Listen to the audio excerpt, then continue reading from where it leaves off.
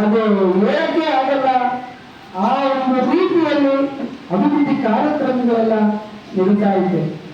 ಯಾಕಂದ್ರೆ ನಮ್ಮ ಗುರುಗಳು ಸಮಯ ಪಾಲಕರು. ಅವರು ಯಾವುದೇ ಒಂದು ಕಾರ್ಯ ನಿರ್ವಹಿಸಿ ಒಂದು ಕಾರ್ಯಕ್ರಮಕ್ಕೆ ಹೋಗಿ ಅವರು ಮೊದಲು ಅವ್ರ ಸಮಯ. ಇಂತಹ ಗುರುಗಳನ್ನ ನಾವು ಪಡೆದವರು ನಾವು ನಮ್ಮ ಧರ್ಮ ಕೇಂದ್ರದ ಯೋಗವನ್ನು ಪಡೆದು ನಮ್ಮ ಜನ ನಾವು ಭಾಗ್ಯವಂತರು ಅಂತ ಈ ಸಮಯದಲ್ಲಿ ನಾನು ಹೇಳಕ್ಕೆ ಇಷ್ಟಪಡ್ತೀನಿ. ಹಾಗೆ ನಮ್ಮ ದೇವಾಲಯದಲ್ಲಿ ಈಗಾಗಲೇ ನಿಮಗೆಲ್ಲ ತಿಳಿದಿರೋ ಹಾಗೆ ಅನೇಕ ಕಾರ್ಯಕ್ರಮಗಳು ನಡೀತಾ ಇದೆ. ದೇವಾಲಯಕ್ಕೆ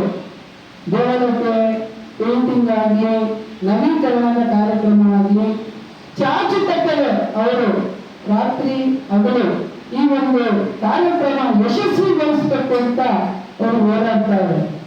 ಅದಕ್ಕೆ ಬೇಕಾಗಿರೋದು ನಮ್ಮ ಒಂದು ಪ್ರಾರ್ಥನೆ ಮುಖ್ಯ.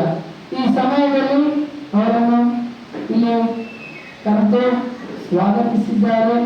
ಅದೇ ರೀತಿ ಈಗ ನಮ್ಮ ಅಧ್ಯಕ್ಷರಾದ ಡಾಕ್ಟರ್ ಎನ್.ಸಿ.ಎಚ್. ಪಾಯಸ್ರವರು ಈ ಒಂದು ಕಾರ್ಯಕ್ರಮಕ್ಕೆ ಕರೆದು ಅವರನ್ನು ಶಾಲೆ ಒಲಿಸುವುದರ ಮೂಲಕ ಅವರನ್ನು ಸನ್ಮಾನಿಸಲು ಇಲ್ಲಿ ಕರೆದಿದ್ದಾರೆ. ದಯವಿಟ್ಟು ಗುರುಗಳು ಮುಂದೆ ಬಂದಿದ್ದಾರೆ. ತಾವೆಲ್ಲರೂ ನಿಮ್ಮ ಒಂದು ಸಂಘದಿಂದ ನಮ್ಮ ಗುರುಗಳನ್ನು ಸನ್ಮಾನಿಸಲು ಕೇಳಿಕೊಳ್ತೇವೆ.